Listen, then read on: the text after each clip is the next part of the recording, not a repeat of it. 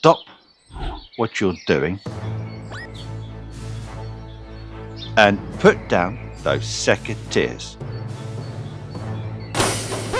because there are 10 plants or groups of plants that you should never be cutting in May.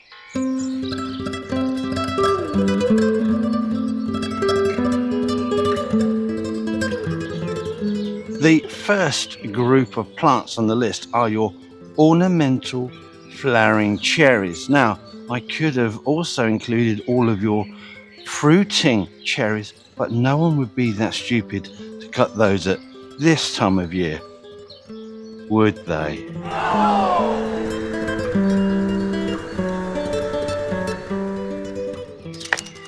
If they haven't already finished flowering, it won't be long before they do. And many gardeners out there seem to think that pruning immediately after flowering is the best time to do that job. And for some plants it absolutely is, but not with your ornamental flowering cherry trees, whether that be proper trees or those dwarf tree shrubby type things that look a bit weird.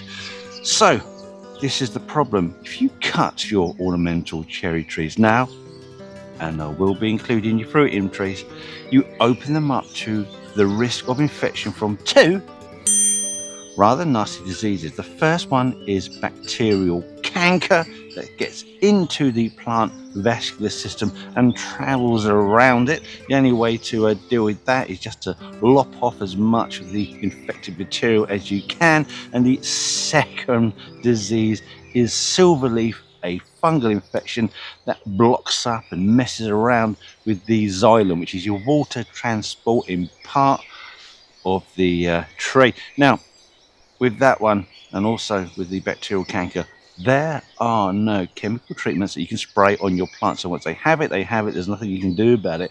And with that silver leaf, give it a couple of years and your tree will be dead. So you don't cut them now. The best time of year to cut your cherries, both ornamental and fruiting. You wouldn't be cutting your fruiting now, otherwise you wouldn't get any fruit. It's going to be the hottest, driest days of the year, because these infections tend to be at the most risky during damp periods, from rain splashing up spores and horrible things up into the air. And they get into those fresh cuts, and once they're in, there's nothing you can do about it, apart from with the canker, you try and cut it all out, but then you've just ruined the shape of your tree.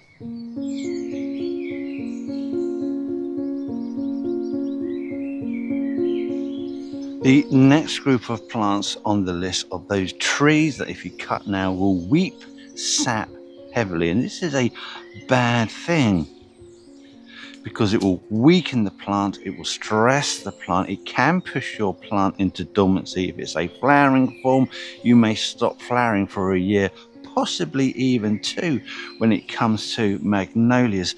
So now is not the time to do this. The time would be in the deepest, darkest depths of the winter. Now, the plants that we are talking about specifically are going to be your maple trees, which are your Acer genus, and we're talking about all of your maples wherever they are in the world. We're talking about your American maples.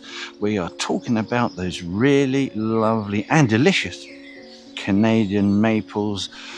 Don't forget, we do have maples in Europe.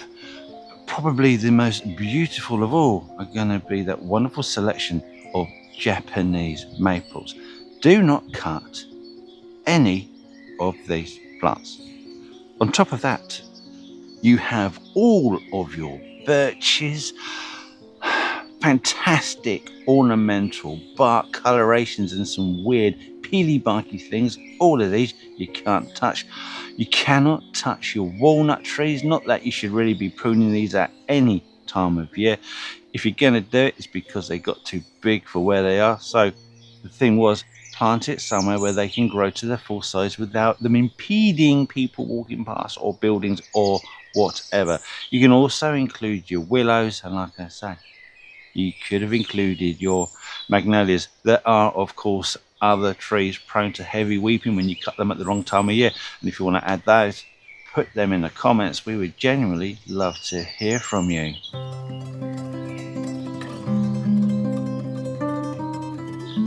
Group 3 on the list are going to be your tulips, but what I'm about to say does stand for all of your bulbs. At this time of year, if they aren't still in flower, they would have finished flowering, and many of them will start to be dying back. So you have this rather sad looking brown foliage that I know you're desperate to get out there and cut back to ground level. But no, don't do that. Wait.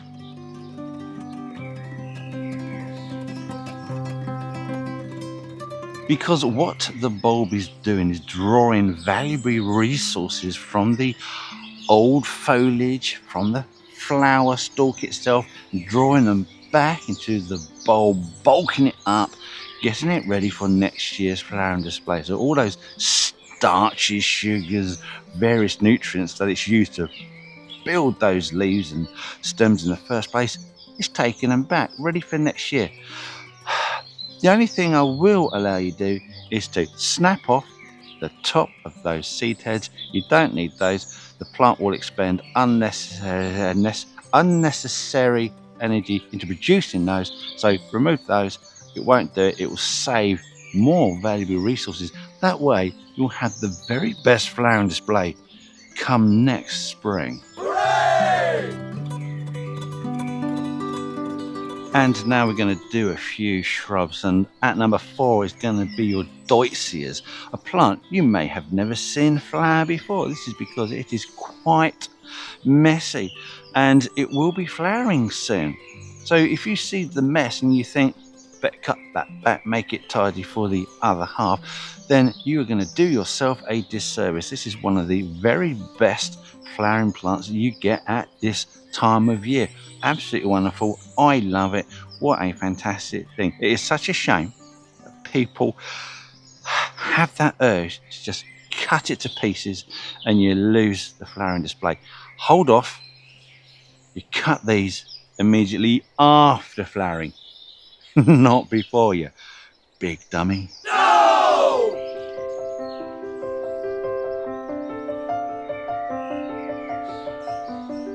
Now, it is exactly the same story for plant number 5, and that is your Philadelphus. And the reason why we have these problems is because these plants, both that Deutzia and this Philadelphus, they flower on the previous season's wood. So if you cut any of the previous season's wood away, you won't get any of the flower buds forming on it, which is why they don't flower. And again, it's a really, really untidy, messy plant. And again, you very rarely see it come into flower. Even now, I see them in flower bud. They look an absolute mess. You've got to resist the urge to cut these until after flowering. You really are just doing yourself in. Wonderful plants. You've gone to the effort of growing it and you won't let it flower. Unbelievable. Both of these, absolutely stunning. Flower just about to come into flower now. I always see these being cut back about a week or so before that happens, because the mess is just too much for people to cope with. Identify your plants. Know which ones are going to be your Philadelphus, which one is your Deutzia. Don't cut it, just don't cut it. But if you do need to cut it, immediately after flowering, you'll get a big flush of new growth, and on that growth, you'll get next year's blooms. It'll look amazing.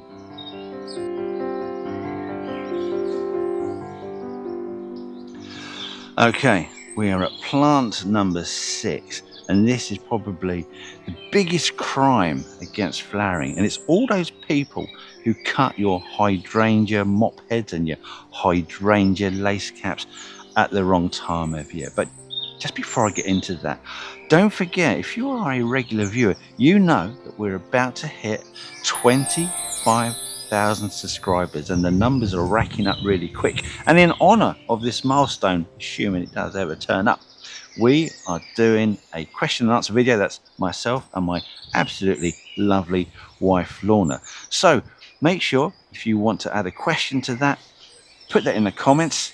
We will answer that in that video. don't forget to click on that subscribe, because if we don't get the 25,000 subscribers, then we won't be doing the question and answer. You can ask anything. You can ask about us, our travels, the gardens we've been to, countries we look at. There will be more videos on those as we come on. Anyway, enough about that waffle. Flipping hydrangeas. Oh, every year.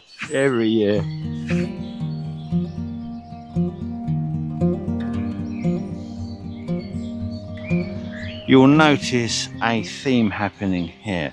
Hydrangea macrophylla flower on the previous season's wood. So once again, this is a plant you do not cut in the spring prior to flowering, and so many people do. It's absolute travesty. The only cutting you would do with these is to remove the old flower heads once the threat of late frost has passed. So if you've still got those on, yes, you can do those now. But if you were ever going to cut these again, it would be immediately after flowering. But really, you don't tend to cut them, just leave them be, let them do their own things. There are some pruning, I'll tell you what, there are some pruning techniques that you can use with these hydrangeas and other hydrangeas. And what I do at the end of the video, I'll stick a little link. It'll be the thumbnail of that video. You'll be able to click on that. So I'll stick that at the end. That'll be important. Don't cut them now. There are other hydrangeas you can cut, and that's why we get into a little bit of a pickle. So it's your Hydrangea arborescens that you can cut, because that flowers on new season's wood, and the other one, arborescens, that's going to be paniculata, so you can cut that. Obviously there are huge amount of hydrangea species and cultivars out there, so don't get confused. When you buy these plants, keep a hold of the name so you can always reference pruning times for these. But like I say, it's the most popular ones are going to be these big mop heads, the Hydrangea macrophylla. If that's what you've got, don't cut it. Don't cut it yet. Oh, shocking.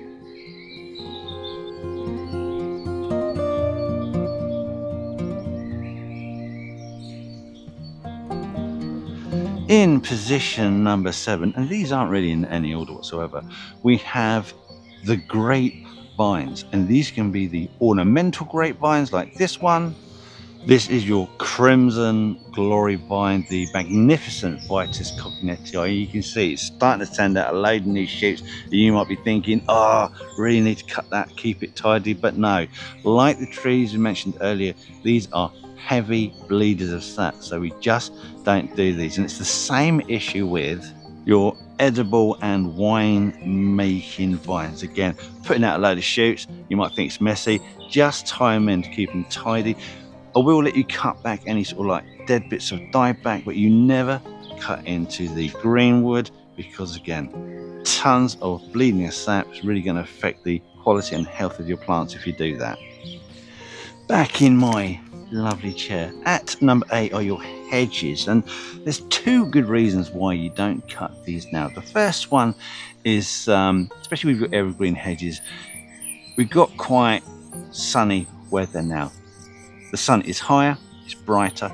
If you cut back evergreen hedges, you remove all that tough hardened growth at the top and you're exposing all the soft growth underneath. And what generally happens, I see it every year, is that you get scorching, your hedge goes brown and ugly, looks an absolute mess, won't really recover for 2-3 months. Absolutely awful job. You miss your opportunity, you should have done that before. Secondly is the Countryside and Wildlife Act, or Wildlife and Countryside Act, I don't know, 1981, that prevents you from cutting back your hedges if there are nesting birds. They don't like you messing about with nesting birds or the eggs of our native wildlife. So if you're caught cutting hedges and there's birds inside it, you could be fined, possibly even imprisoned if you are a repeat offender. So there you go, you have been warned.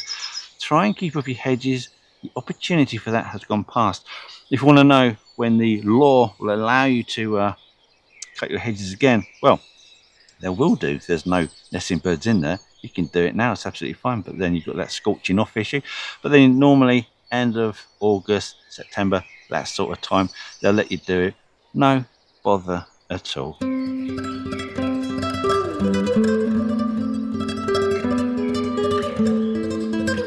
I have a conundrum at number 9, because we're talking about your Japanese quince, the Chaenomeles.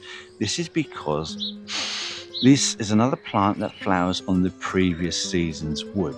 So after flowering, which will be about now, you can cut back, and you can cut back quite hard because you get a flush of new growth, upon which next year all your new flowers will come on and it will look absolutely wonderful. But there is a clue in the name, Japanese quince. It produces these absolutely wonderful quince and big quince fruits, which look amazing. I really like them. Excellent ornamental value. If you want to keep those, you can't be cutting your Chaenomeles, otherwise you'll lose them. So you have to ask yourself, do you feel lucky? Do you want flowers, or do you want the gorgeous ornamental fruits? If you want the fruits, don't cut it. You're a bad boy. If you're not worried about the fruits, you can cut them now. I'll allow it on this one, Governor.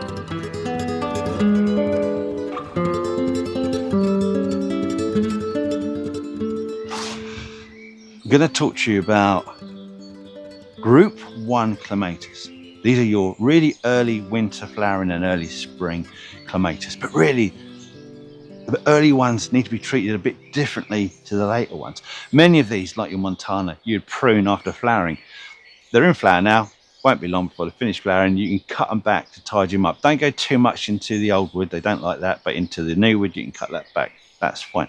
But some of these really early flowering ones, like your Serosa varieties from the Balearic Islands, or your Cartmanii, like Avalanche, that really early flowering one, although they say cut now, it's too late for those. If you're going to cut those, you should cut those immediately after flowering. We're already producing the wood that's going to flower next year. So if you cut those now, you're going to prevent them from flowering next year. So these two are quite important. Those, I say, really early winter flowering ones probably need to be in their own little group, like Group 1A, just to make it more confusing. So there you go. We have done a video on Clematis pruning. That's already in the system. You can watch that whenever you want. Don't forget to click on subscribe and ask your question for the question and answers video, because if we don't get enough subscribers without you subscribing, we can't do that video. And don't forget, put your questions in. Thank you for watching. Of course, that's just 10 that I pulled up that I have a particular interest in.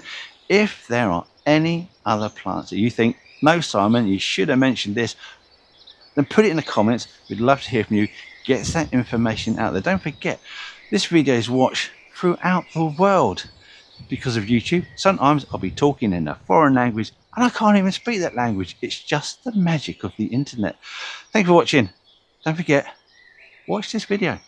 Really, really good.